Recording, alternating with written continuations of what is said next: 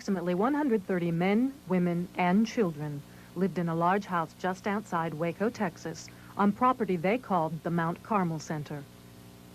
The leader of this group was 33-year-old Vernon Howell, who later changed his name to David Koresh. David believed he had been asked by God to deliver the message of the book of Revelations in the Bible to the world. Rachel, David's wife, and their 3 children also lived at Mount Carmel. The Mount Carmel property was established as a religious retreat by its founders in 1935. Followers came to be known as Branch Davidians. In 60 years, there had been only one incident in an otherwise unblemished record of the Branch Davidians' peaceful existence with their neighbors. Former leader George Roden's wife gave leadership of the group to Koresh. Roden then unearthed a dead woman in her coffin and challenged Koresh to see who could raise the dead woman. Koresh called the police, who said they needed evidence. Koresh and several followers went to the ranch to take pictures of the coffin, and Roden opened fire. Roden was shot in the finger. Koresh and 7 others were arrested. All were later acquitted. Former leader George Roden also accused David Koresh of getting his 75-year-old mother pregnant. He raped my mother. In response, David replied, "If I took a 70-year-old woman and got her pregnant, you better watch out. I'm God." This statement, obviously said sarcastically, was repeated out of context over and over in the news media and by the FBI in the next weeks to portray David Koresh as having claimed he was God. Many people at Mount Carmel held responsible jobs in the outside community. Wayne Martin was a well-known and respected Harvard-educated lawyer. Sherry Jewell was a computer analyst and teacher. David Jones was a mailman. Mike Schroeder and Woody Kendricks were craftsmen. Church services were no different than what you'd expect at any church service. His tongue is the pen of a ready writer. So how's God going to talk to me in the latter days? It's gonna be ready. And who's going to bring that book? So there'll be no excuses. The Branch Davidians were well liked by many of their neighbors. And the Branch Davidians had some distinguished neighbors over the years. Texas Governor Ann Richards grew up in Waco. William Sessions was the mayor and a judge in Waco before he became director of the FBI. ATF Director Stephen Higgins and FBI spokesman Bob Ricks both attended Baylor University in Waco. And President Clinton recently appointed a new commissioner of the Internal Revenue Service. She, too, is from Waco. The house was built by the labors of the people who lived there. What happened to target these seemingly peaceful and religious people for the wrath of the United States government? Around 1987, Mark Breaux, a self-proclaimed prophet from Honolulu, Hawaii, joined the Branch Davidians at Mount Carmel. He was asked to leave in 1989 when he tried to take over the leadership of the Mount Carmel Center from David Koresh. Mark Breaux vowed revenge. He called several international agencies and made allegations against David Koresh of adulterous sex, child abuse, and gun stockpiling. One of the groups he contacted was Cult Awareness Network, a group that helps to arrange kidnappings and deprogramming of people who join religious groups. Deprogramming is a form of brainwashing. Cult Awareness Network pushed for investigations of the Branch Davidians. In 1992, Mark Breaux was provided a golden opportunity to get his revenge when a disc jockey named David Jewell became embroiled in a custody battle with his wife, Sherry Jewell, a Branch Davidian who lived at Mount Carmel. Mark Breaux approached David Jewell's mother to tell his sordid tales of sex, abuse, and guns. He then later testified at the custody hearing. In an interview with an Australian network in 1991, David Koresh himself answered these claims. How many wives do you have? One. One wife. One wife. Have you I've committed? always had. Have I committed adultery? Is what you're fixing to Have you committed adultery? No, I don't commit adultery. You telling me the truth? I am telling you the truth. Have you beaten children? No, I do not beat children. I think the girl's name was Aisha. Yeah, was her parents there? Her parents were there. Did you do it? No, I didn't do it. Nonetheless, these very same allegations made their way into the search warrant affidavit written by alcohol, tobacco, and firearms agent Davy Aguilera, on February 25, 1993. The ATF is responsible for seeing that taxes are paid on certain types of guns and enforcing federal gun laws. Why would these allegations be included in an application to search for weapons violations?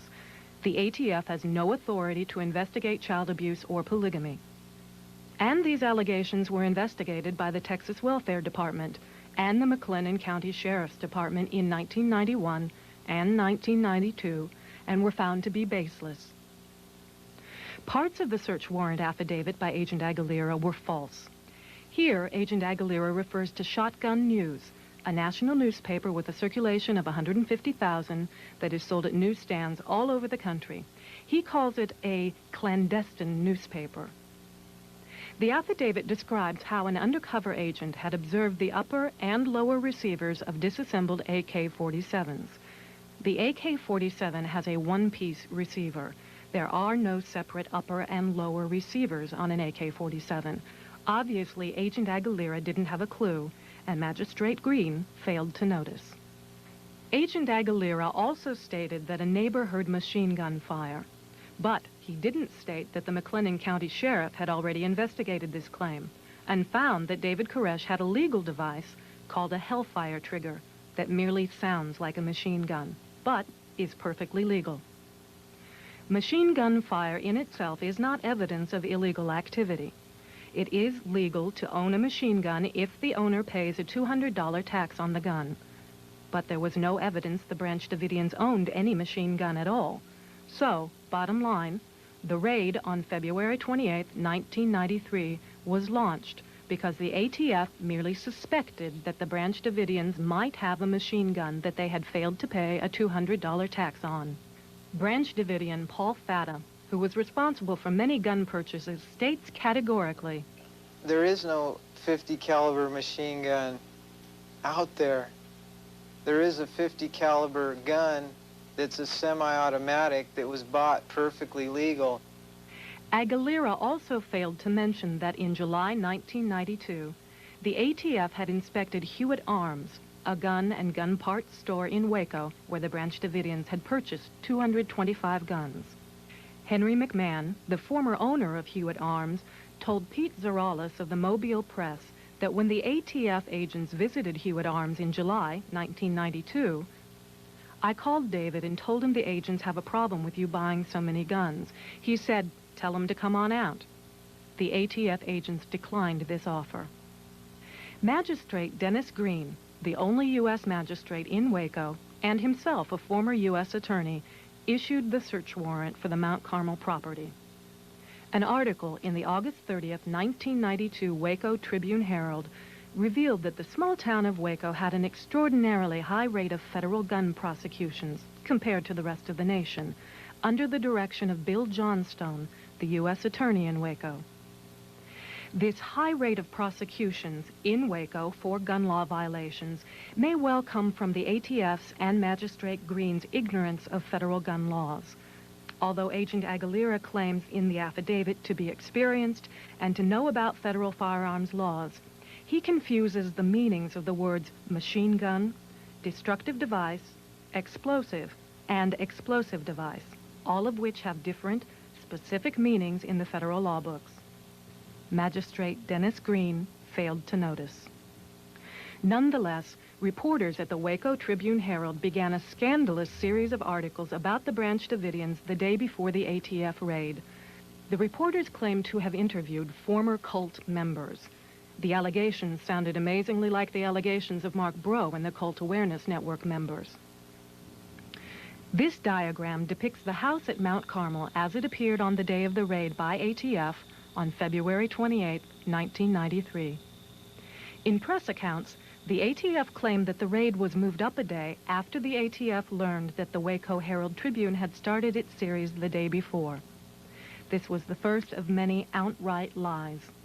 The warrant would expire if it was not served by February 28th, and the raid took place on February 28th. What you are about to see is the first film footage of the initial raid as it was provided to all the network television feeds. This film was heavily edited by someone before it was distributed across the networks. It contains obvious glitches where film has been cut out. But even this editing wasn't enough to remove the truth. We'll show these next 3 scenes 3 times. Watch closely. In the opening scene, agents are in position behind cars, shooting at the front of the house, as 2 teams of 4 agents climb ladders on the side of the house to the roof.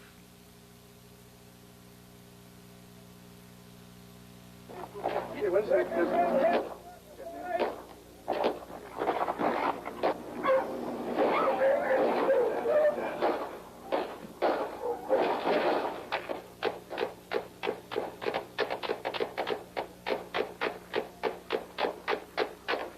Now we'll replay what you just saw. Notice that there are no bullets hitting the ground or cars around any of these ATF agents. The 3 dark dots low on the horizon are helicopters. The sound of automatic weapons is coming from the M16 and MP5 machine guns used by the ATF agents. Hey, one second.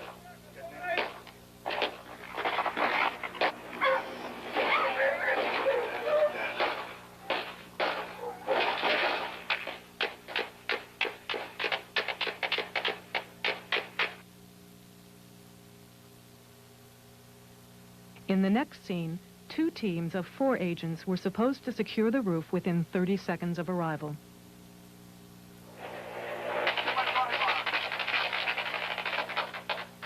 Notice that no one is shooting at these agents as they climb the ladders.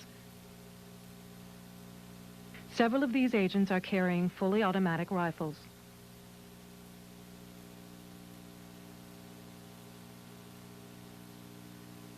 The agent at the top right side just managed to shoot himself in the leg. Did you see it? We'll watch that again. The 9mm pistols carried by the ATF have no safety protection on them. As the agent climbs the ladder, he reaches for his gun in the holster. It discharges, wounding him in the leg and causing him to slip. He is able to continue up the ladder, however. According to ATF spokesman Royster, the raid on Mount Carmel had been planned and rehearsed for months. They drilled over and over again, and we had our plan down, we had a diversion down, all were put into effect, and they were waiting. Next, we see 3 of the 4 agents on the roof breaking into the window.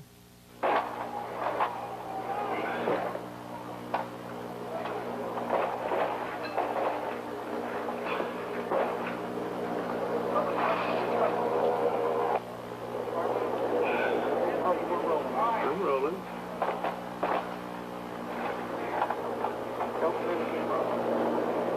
Go back before I give me another tape then.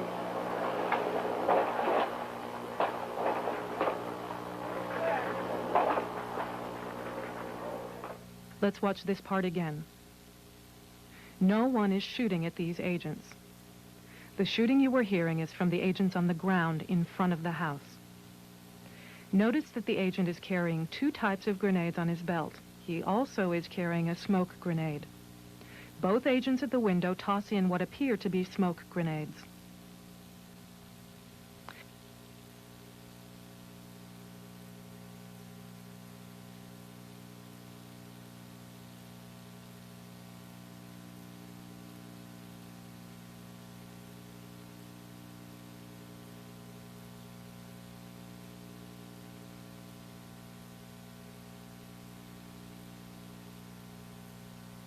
After these agents get through the window and into the room, you will briefly see the 4th agent on the roof, followed by one of those badly edited cuts in the film. The film picks up with the 4th agent tossing something into the room. It makes no sense for him to be throwing anything at all into a room where the 3 ATF agents have just gone, unless he intends to injure his own men. He also fires a machine gun into the room, twice, without looking. We'll watch it at normal speed, then slow it down.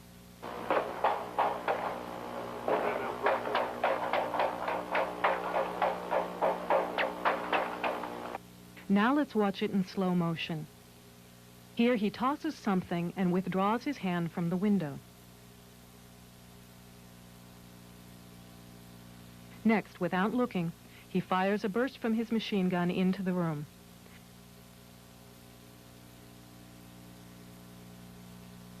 Someone begins shooting from inside and bullet holes appear in the wall. In the midst of this gunfire, 3 holes appear at the same time.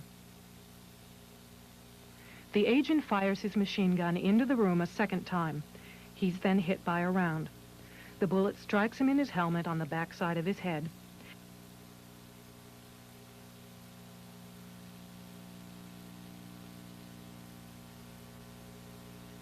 He falls to the roof and grabs his head. This agent is not hurt, and he later makes it safely down the ladder.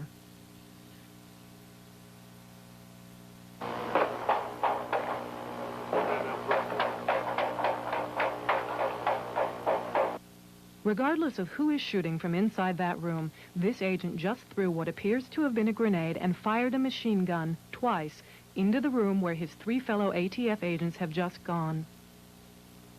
All 3 of the agents who were sent into the window were killed. All 3 were Bill Clinton's bodyguards during his presidential campaign. A 4th agent was killed that day before the shooting started as he exited the cattle car. We're extremely proud of what happened out there, how our agents conducted themselves under some unbelievable circumstances. They did a fantastic job. David Koresh says, they fired on us first, but like I say, they were scared. They had it planned for months, so I don't think there's really anything they did wrong. Like I said, they had bigger guns than we did. Notice the MP5 and M16 machine guns and knife sheaths on these ATF agents who claim to have been outgunned.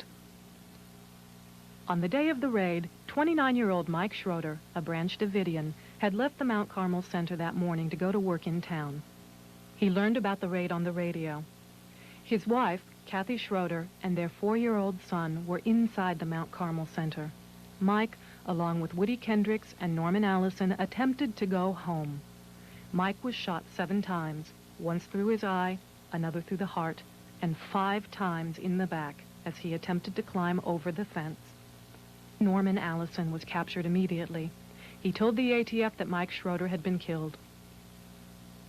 The official lie, released to the news media, claimed that the men started to shoot out as they tried to leave Mount Carmel. The story appeared on March 1st in the Associated Press and in the Waco Herald Tribune on March 2nd. But even this March 1st story reported that one of the 3 men was killed. Documents filed in Norman Allison's indictment also plainly show that the government knew the men were trying to get into the Mount Carmel Center, not shooting their way out. These documents also prove that the government knew on February 28, 1993, that Mike Schroeder had been shot. Yet Mike's body was left hanging on a fence for days. His family wasn't notified of his death until 5 days later. On the 5th day, Mike Schroeder's body, chewed by wild dogs and birds, was picked up on a grappling hook from a helicopter and transported like a side of beef on a meat hook. His mother was in Waco, and she was finally notified of his death by telephone. His wife inside Mount Carmel was never notified of his death by the FBI. Peter Gent's body was left atop a water tower. It fell apart and dropped to the ground when the feds attempted to lift it with a grappling hook. The Branch Davidians buried what remained of his body. 2 of the ATF's own agents sum up the ATF mentality pretty well. And the thing that I find totally abhorrent and disgusting is these higher level people took that same oath, and they violate the basic principles and tenets of the Constitution and the laws and simple ethics and morality. That's what disgusts me. In my career with ATF, the people that I put in jail have more honor than the top administration in this organization. I know it's a sad commentary, but that's my experience with ATF. On the 4th day, Jeff Jamar of the FBI is brought in to be in charge of the operation, replacing the ATF. From this point on, all news people will be kept 3 miles away from the Mount Carmel Center. ATF agents armed with machine guns and state troopers are posted at roadblocks to keep citizens 5 miles from the Mount Carmel Center. The only news that anyone in the United States will receive will be the official version told by Agent Bob Ricks of the FBI. It is illegal to use military troops against United States citizens under the Posse Comitatus Act, 18, United States Code 1385. But the FBI brings in tanks from nearby Fort Hood, a U.S. Army installation, to surround the house.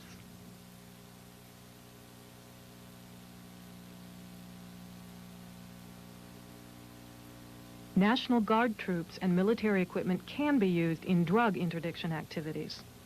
Even though there was never any question of drug activity at Mount Carmel, as a ploy to avoid criminal penalties imposed by the Posse Comitatus Act, the ATF claims there is a suspected methamphetamine lab.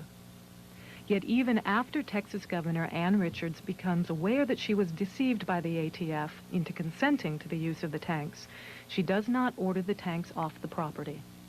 From now on, the Branch Davidians will have no contact with the outside world. The FBI orders all the utilities, lights, phone, water, gas, and plumbing to the house to be disconnected. A telephone wired directly to the FBI is put in place. The FBI sets up a steady stream of torture directed at the Branch Davidians, which included many small children inside the house. Bright stadium lights keep the house lit up 24 hours a day, as a loudspeaker blares sounds of rabbits being slaughtered, Tibetan monk chants, and Nancy Sinatra's song, "These Boots Are Made for Walkin'." One refrain of that song says, "I just found me a brand new box of matches, yeah, and if you play with fire, you know you're gonna get burned." Whenever a Branch Davidian falls into disfavor with the FBI, the tanks are used to crush the person's car, or, in the case of the children, their go-karts as punishment. On March 27th, the London Times runs an article describing the equipment used by the FBI. The British Strategic Air Services sends a specially equipped plane to take thermal images of the insides of the house, allowing the FBI to see everyone who is inside by the heat reflected from their bodies. The FBI inserts fiber optic cameras into the walls of the house and into air vents. The fiber optic cameras are attached to transmitters that then broadcast the signal to the FBI receiver. The FBI can now see and hear everyone inside the house at all times. On April 19, 1993, the entire country saw live coverage of the fire at Mount Carmel. We were told that the FBI had decided to punch holes to insert a non-flammable CS gas to urge the mothers and children to come out. We were told this was done out of concern for the children. Shown here are some training scenes of the impact of CS gas on grown men.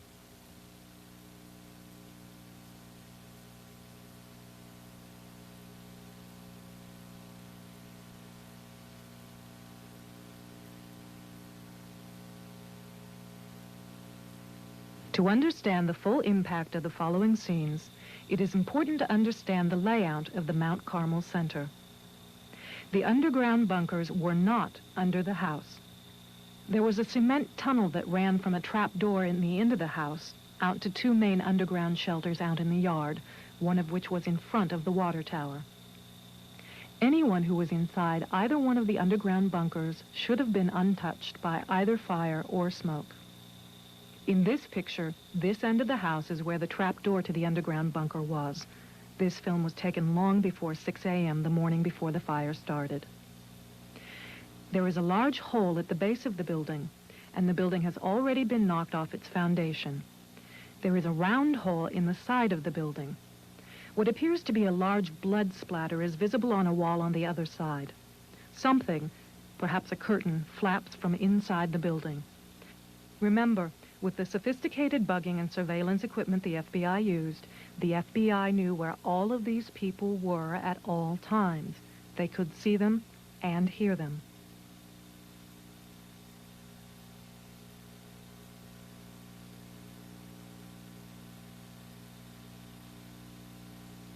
The underground bunker is in front of the water tower shown here before 6 a.m.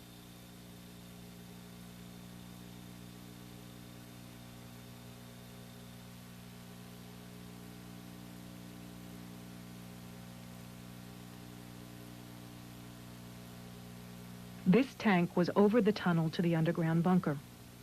For more than 2 hours, a tank is over the underground bunker or at the hole in the corner of the house at the entrance to the tunnel. Each time the tank opens, agents can be seen getting in or out, and the camera filming it conveniently cuts away. At approximately 6:10 a.m., smoke begins pouring from the underground bunker. None of the media mentions the fire in the underground bunker, yet this is when and where the first fire began, and where many people lost their lives. The official version of when things began starts here around 6 that morning. There is a flag propped against the door. The flag is not black, and it is not wedged in the door as the media reported. It is a red and blue flag. Whatever it is, it appears to be a flag of a conqueror, not a flag set outside by the Branch Davidians. The first tank that is sent in is a tank retriever. It has no apparatus to insert any kind of gas. It appears at precisely the time the smoke you saw earlier was seen coming from the underground bunker. It is not making so-called small holes to insert gas. It is destroying the end of the house over the trap door that leads from the bunker, making sure that no one inside the now burning bunker can escape. A second hole is made in the side of the building, and a third hole is made at the front door. What these tanks are doing in each picture is collapsing the inside stairwells. The following footage proves beyond any doubt that the tanks intentionally set the house on fire. It proves that the Branch Davidians were murdered. Watch carefully as the tank backs out of the house. You can see that this tank has a gas jet on the front that shoots fire. You can also see the fire quite plainly. The tank goes into the house twice, and each time as it backs out, the fire at the gas jet is plainly visible. In the scenes that were shown throughout the country as the location where the fire supposedly started, smoke comes out a second-story window. As flames erupt from the second-story window, watch as a tank appears around the corner. There is an agent on this tank, as if he had just leapt down onto the top of the tank. It is difficult to see the details on a television because the quality is poor, but in the studio, he can be seen removing a fireproof-type hood. Another man is seen on the roof. The FBI claims that this man is a Branch Davidian. However, watch as he jumps from the roof and walks away. The tape quality again is poor when it broadcasts on a television set, but in the studio, while he is on the roof, he appears to take off a jacket. He jumps and lands on his feet. He very calmly walks away.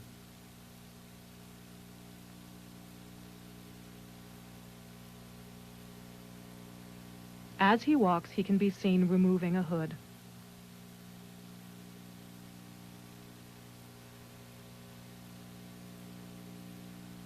He also appears to be carrying a rifle in his right hand.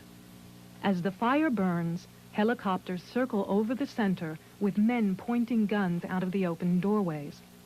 Before, during, and after the fire, none of the agents involved are at all concerned that there could be explosions or bullets in the house. In these next scenes, you can plainly see agents walking in and out near the fire.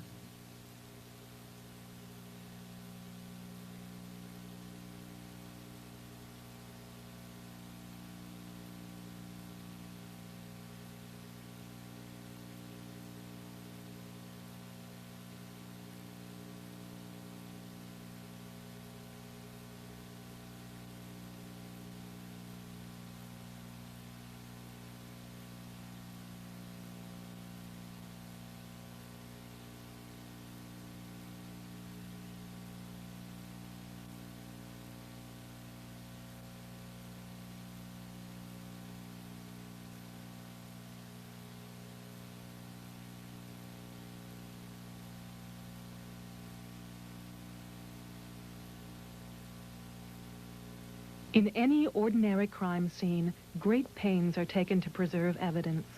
Here, tanks methodically push what remains of the house and evidence into the fire.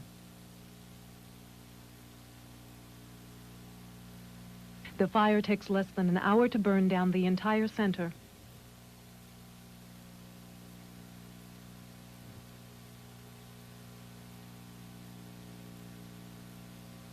The fire is still smoldering at 5 that evening as agents walk in and around the fire.